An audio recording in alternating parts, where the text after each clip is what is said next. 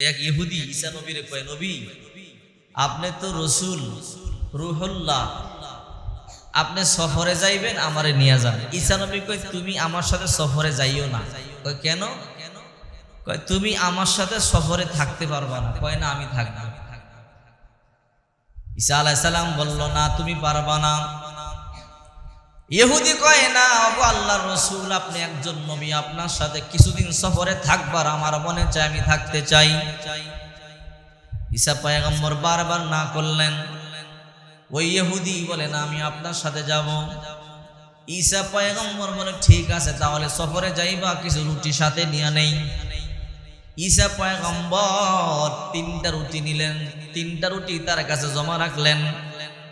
রে ইহুদি, রে আমার সঙ্গী, রে আমার খাদেম, আমাদের যখন ক্ষুধা লাগবে আমরা রুটিগুলো খাবো। বললো ঠিক আছে, আমরা খাবো।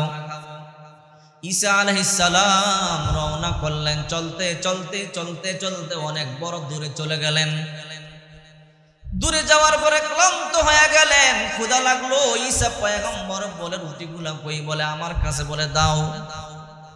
ঈসা পয়গম্বর একটা রুটি খাইলেন, ওই ইহুদির একটা রুটি দিলেন। ইহুদি একটা রুটি খাইলো, আর একটা রুটি আছে। ঈসা পয়গম্বর বলে, ইহুদি ওই রুটিটা তোমার কাছে রাখো, পরে ক্ষুধা লাগলে আমরা দুইজনে ভাগ করে খাবো। ইহুদি বলল ঠিক আছে। চলতে চলতে চলতে চলতে আবার বহু দূরে গেলেন।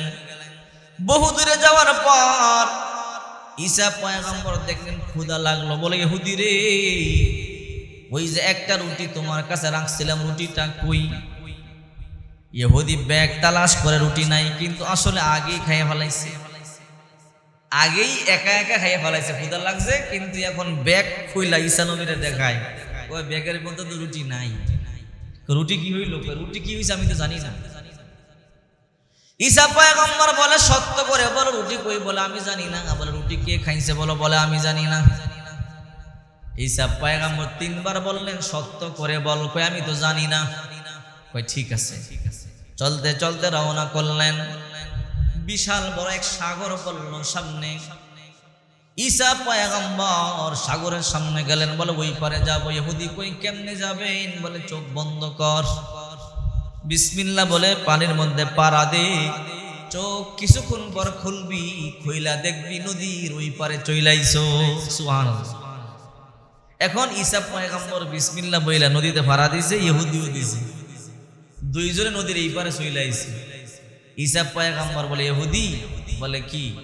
বিনা নৌকায়, বিনা মাঝিতে, বিনা কোনো কারণ ছাড়াই আল্লাহ পানির উপর দিয়ে আমাদেরকে, যে আল্লাহ আমাদেরকে পার করলেন, ওই আল্লাহর কসম দিয়া বলে রুটি কি খাইছে? কয় আমি খাই নাই, আমি জানি না। কয় সত্যি করে বল রুটি কে খাইছে? কয় আমি জানি না। কয় দেখলি তো নৌকা সারা পানির উপর দিয়ে কেমনে আসলাম? বলে হ্যাঁ। সত্যি করে বল রুটি কে খাইছে? আমি খাই নাই, আমি জানি না। এবার চলতে চলতে বহু দূরে চলে গেলেন। আবার ক্ষুধা লাগছে, প্রচন্ড ক্ষুধা। ইহুদি এবার মনে মনে কয়, ওই সময় ক্ষুধা লাগছে, রুটি একটা খাইছি, এখন তো আমারও লাগছে, এখন তো রুটি নাই, খামু কি? মনে মনে ভাবতেছে। অনেক দূর যাওয়ার পরে ঈসা পয়গম্বরের ক্ষুধা লাগছে, ইহুদিরও ক্ষুধা লাগছে। এবার ইহুদি কয়, ও ঈসা পয়গম্বর বড় ক্ষুধা লাগছে, আপনি কি খাবেন? আমিও কি খাবো? রুটি কে খাইছে? আমি খাই নাই। কই ঠিক আছে, টেনশন করিস না। ঈসা পয়গম্বর তাকাইয়া দেখে হরিণ যাইতেছে, হাইটা হরিণের পাল যায়। ঈসা নবী ইহুদিরে কয়, রে ইহুদি, ওই হরিণের পালের সামনের বড় হরিণটারে গিয়ে আমার সালাম দে, আর আমার সালাম দিয়া বল ঈসা পয়গম্বর আপনারা যাইবার জন্য বলছে, আমার কথা বলতে দেরি হবে, এই হরিণটা আমার কাছে আসতে দেরি করবে না। ইহুদি মনে মনে কয়, একটু আগে যে কারামত দেখলাম, নদীর উপর দিয়ে হাইটা আইসা পড়ে, ওনার কথা হরিণেও শোনে, সমস্যা নাই। এবার ইহুদি আসছে, আইসা বলে, এই হরিণ, এই সামনে গাছতলা ঈসা নবী বসা, তোমার যাইতে বলছে। জেনি বলছে হরিণ দৌড়ে ঈসা নবীর কাছে চলে আইছে। ঈসা নবী কয়, এই ইহুদি বলে কি? এই ধরো ছুরি, হরিণটা জবাই কর, বুনা করে দুইজনে খাম। সুবহানাল্লাহ বলে। কই বুনা করমু, আগুন ফামু কই, পাতিলা ফামু কই, রান্না করমু কই? কই খালি জবাই কর। দেখবি বুনা হইয়া গোস্ত হইয়া সামনে চলে আইছে। সুবহানাল্লাহ। ঈসা পয়গম্বর বলতে দেরি, হরিণ বুনা হইয়া গোস্ত হইয়া ঈসা পয়গম্বরের সামনে আসতে দেরি নাই। ঈসা পয়গম্বর কয়, রে ইহুদি, পেট ভরিয়া গোস্ত খা। ঈসা পয়গম্বর খাইলেন, ইহুদিও খাইলেন। খাওয়ার পরে দুইজনের পেট ভরিয়া গেল। ঈসা পয়গম্বর বলে, রে ইহুদি, দেখলি জিন্দা হরিণকে যে আল্লাহ বুনা করিয়া আমাদের জন্য খাবার বানাইতে পারলো, ওই আল্লাহর কষ্ট করে বল রুটি কে খাইছে? আমি খাই নাই। এখনো কি কয়? আমি খাই নাই। ঈসা পয়গম্বর সত্য কথা বলে সত্য কথা, রুটি আমি খাই নাই। ঠিক আছে চল। চলতে চলতে বিশাল বড় মরুভূমি, ওই মরুভূমির মধ্যে বিশাল বড় একটা বালুর স্তূপ দেখা যায়। ঈসা পয়গম্বর বিসমিল্লাহ বলি হাত দিয়ে ধরলেন, বালুর স্তূপটা পুরা স্মরণ হয়ে গেছে। ঈসা পয়গম্বর আঙ্গুল দিয়ে 2 ভাগ করলেন, বলে 1 ভাগ তোর, আর 3 ভাগ করলেন। 3 ভাগ কইরা বলে 1 ভাগ তোর, 1 ভাগ আমার। ইহুদি স্বর্ণের টুকরা পাইয়া খুশি। এবার ইহুদি কয়, ও ঈসা নবী, আমরা লোক 2 জন 3 ভাগ করলেন কেন? 1 ভাগ আপনার, 1 ভাগ আমার, আর 1 ভাগ কার? ঈসা পয়গম্বর বলে যে রুটি খাইছে, আর 1 ভাগ তার। রুটি তো আমি খাইছি। এবার কি কয়? রুটি আমি খাইছি, লোভে ভরে গেছে। ঈসা নবী কয়, আগে যে কইলি না? কয়, এখন তো স্বর্ণ দেখে লোভ সামলাইতে পারি না। কয়, রুটি আমি খাইছি। করে ইহুদি, তুই খাইছো? বলে হা। কয়, নে ওই ভাগ তোর, আমার ভাগ তোর, সব তোর। ইহুদির স্বর্ণ ভাইয়া পাগল হয়ে গেছে। 2 হাত ধইরা যা পাইয়া স্বর্ণ আলগাইতে পারে না, কেমনে নিব সেই চিন্তা। ঈসা পয়গম্বর চলে গেল।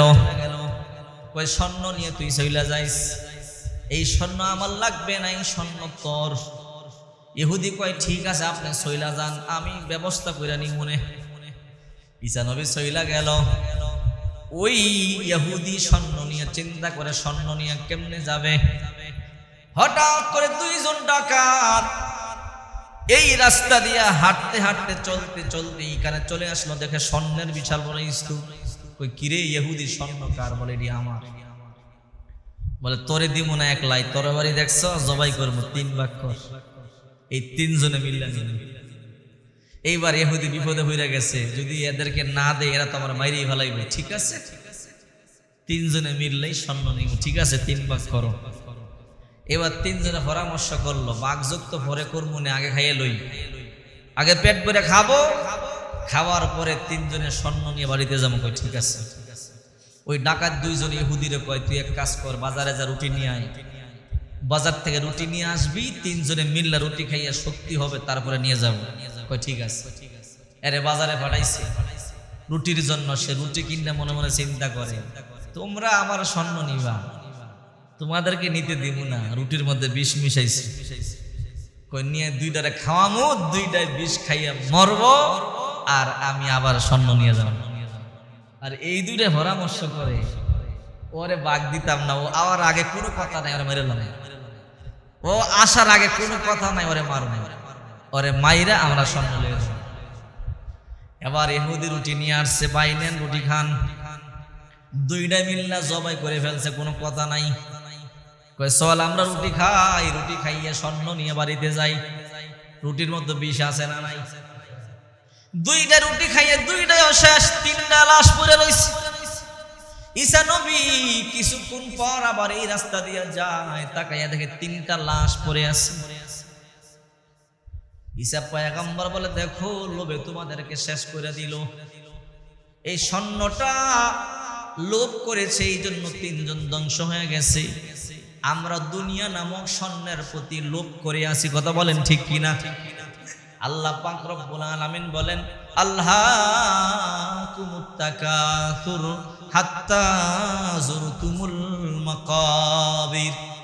কখনো নয়, কাল্লা সাওফা তা'লামুন। আল্লাহ তাআলা বলেন, এই দুনিয়া তোমাদেরকে ধ্বংস করে দিবে, এই দুনিয়ায় তোমাদের পেট ভরবে না যতক্ষণ পর্যন্ত না তোমাদেরকে তোমাদের মুখে কবরের মাটি না দেয়। 80 বছর হয়ে গেছে, এখনো সম্পদের জন্য পাগল, আছে না নাই? 70-80 বছর হয়েছে, সংসদে গেছে, এমন লোক আছে না নাই? তো তোমার অনেক সংসদে যাওয়ার দরকার কি? কয়দিন পরে মরে যাইবা। কিন্তু না, মরার আগ পর্যন্ত ছাড়বো না, আমারই লাগবো। কথা বলেন ঠিক কি না? বাদশাহ শাহ সেকান্দার জুলকারনাইন, যার কথা আল্লাহ তাআলা কোরআনে পাকের মধ্যে বলেছেন, এত বড় একজন বাদশাহ ছিল, যেখানে সূর্য উদিত হইত ওই জায়গা পর্যন্ত উনি গেছে, আর যেখানে সূর্য অস্ত যাইত সেই জায়গা পর্যন্ত উনি গেছে। উনি ছাড়া পৃথিবীর আর কেউ যাইতে পারে নাই। সুবহানাল্লাহ। সূর্য কোথায় উঠে আমরা জানি, সেই জায়গা পর্যন্ত কেউ গেছে? সূর্য কোথায় অস্ত যায় সূরা কাহাফের মধ্যে আল্লাহ সুন্দর করে বলে দিয়েছেন, হাত্তা ইযা বালাগা মাগরিবাশ শামসি ওয়াজাদাহা তাগরুবু ফি আইনিন হামিআতিন ওয়া ওয়াজাদা ইনদাহা কওমা। বিশাল লম্বা আলোচনা, সময় নাই, উনি সেই জায়গা পর্যন্ত গেছে। উনি 1400 বছর পর্যন্ত হায়াত পাইছে, 800 বছর পর্যন্ত রাজত্ব করছে। 800 বছর পর্যন্ত বাদশাহ শাহ সেকান্দার জুলকারনাইনকে আল্লাহ একটা ঘোড়া দিয়েছিল। বাদশাহ শাহ সেকান্দার জুলকারনাইন ওই ঘোড়াটা দিয়া চোখের পলকে 12 মাইল পর্যন্ত যাইতে পারত। চোখের টিপ দিছে, 12 মাইল গেছে। এর চেয়ে দ্রুতগামী কোনো আবিষ্কার যন্ত্র দুনিয়া তৈরি হয়েছে নি? চোখের পলকে 12 মাইল যেতে পারত। সুবহানাল্লাহ। ওই ঘোড়া দিয়া দুনিয়া সফর করছে। যেদিন ওনার ইন্তেকালের সময় চলে আসলো, গোটা দুনিয়ার বাদশা তো উনি।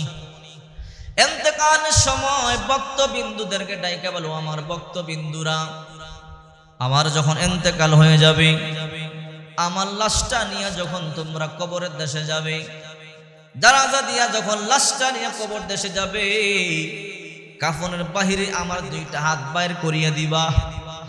আমার 2টা হাত বাইর করিয়া দিয়া লাশটা নিয়ে তোমরা কবর দেশে যাইবা। এইবার ইন্তেকাল হয়ে গেল, গোসল দিয়া বক্তবিন্দুরা বাদশাহ শাহ সেকান্দার জুলকারনাইন কি কাফনের কাপড় পরাইলেন, খাটিয়ার বাইরে 2টা খালি হাত বাইর করিয়া দিলেন। এই অবস্থায় লাশটা নিয়ে কবরে যায়। যারা দুনিয়াদার তারা বুঝতে পারে নাই, তারা বলে, দেখো শাহ সেকান্দার জুলকারনাইন সারা দুনিয়া শাসন করেছে, টাকার অভাব নাই, অর্থের অভাব নাই, ক্ষমতার অভাব নাই। বাদশাহ শাহ সেকান্দার জুলকারনাইন কোনো হাত দিয়া বুঝায় আমার আরো লাগবে, আরো লাগবে। কাফনের ভিতর থেকে আওয়াজ, না না, তোমরা ভুল বুঝতেছো, আমার দুনিয়া লাগবে না, আমি দুনিয়া চাই না। আমি তোমাদেরকে বুঝাইতে চাই, আমি এত দুনিয়ার মালিক ছিলাম, টাকার অভাব আমার নাই, পয়সার অভাব আমার নাই, ক্ষমতার অভাব নাই। এত বছর আমি তামাম দুনিয়া শাসন করেছি, আর আজকে আমি খালি হাতে যাইতেছি। আমি তোমাদেরকে বুঝাই, এই দুনিয়া থেকে যাওয়ার সময় কেউ কোনো কিছু নিতে পারবে না। ঠিক কিনা বলে? আজকে যদি আপনার আমার মরণ হয়ে যায়, আপনার আমার প্রিয় জিনিসগুলো যে ঘরে সাজানো আছে, এগুলো কিছু নিতে পারবো? আপনি যেই খাটে ঘুমান, ওই খাটটা কি আপনার খবরে দিবে? আপনি যে দামি মোবাইল হাতে ব্যবহার করেন, ওই দামি মোবাইলটা কি আপনার কবরে দিবে? কিচ্ছু কবরে যাবে না। আপনার 20 সেট পাঞ্জাবি আছে, 10 সেট পাঞ্জাবি আছে, একটা পাঞ্জাবি আপনার সাথে কবরে দিবেন? দিবে? আপনার জন্য 40 টাকা, আমার জন্য 40 টাকা, 50 টাকা গজের মার্কিন কাপড় আইনা পেছাইয়া কবরে রাখবে, বলবে দামি কাপড় দিয়ে তো তারে লাভ নাই কবরে, কারণ তাকে দিয়ে এখন আমাদের আর কোনো উপকার আসবে না, এই জন্য তার কোনো দাম নাই। ছেলে বলবে তাড়াতাড়ি দাফন কর, মেয়ে বলবে তাড়াতাড়ি লাশ দাফন কর, প্রতিবেশীরা বলবে দেরি করলে লাশ ফুলে যাবে, ফেটে যাবে, দুর্গন্ধ ছড়াবে, যত দ্রুত সম্ভব তারা দাফন কর, কারণ দাফন করলে সম্পদের ভাগাভাগি সম্ভব। কথা বলেন ঠিক কি? বলে ঠিক। লাশ রাইখা তো সম্পদের ভাগাভাগি করা যায় না। তো এই দুনিয়া দিয়ে কি হবে? কি হবে এই দুনিয়া দিয়া? এত লোভ করে কি হবে? কিচ্ছু হবে না। এই রমজান মাস চলে যাইতেছে, রহমতের 10 দিন চলে গেছে, মাগফিরাতের 10 দিন চলে গেছে। কত 2 মাস আগের থেকে দোয়া করছি, আল্লাহুম্মা বারিক লানা ফি রজব ওয়া শাবান ওয়া বাল্লিগনা রমাদান। আয় আল্লাহ, রজব শাবানের বরকত দান করে রমজান পর্যন্ত হায়াত দেন। রমজান পর্যন্ত আল্লাহ হায়াত দিছে, রমজান চলেও যাইতেছে। কথা বলেন ঠিক কিনা? আজকে 23 রমজান। এমন করে করে একদিন আমাদের হায়াতটাও শেষ হবে, এমন করে করে একদিন আমাদেরকেও কবরে যাইতে হবে। কথা বলেন ঠিক কিনা? গত বছর তারাবির নামাজ পড়ছে, রমজান মাসে রোজা রাখছে, এমন লোক আছে না নাই? এখন নাই, কবরে চলে গেছে। এই যে আমরা, আল্লাহ আমাদের হায়াত দিছে, এবার রমজান মাস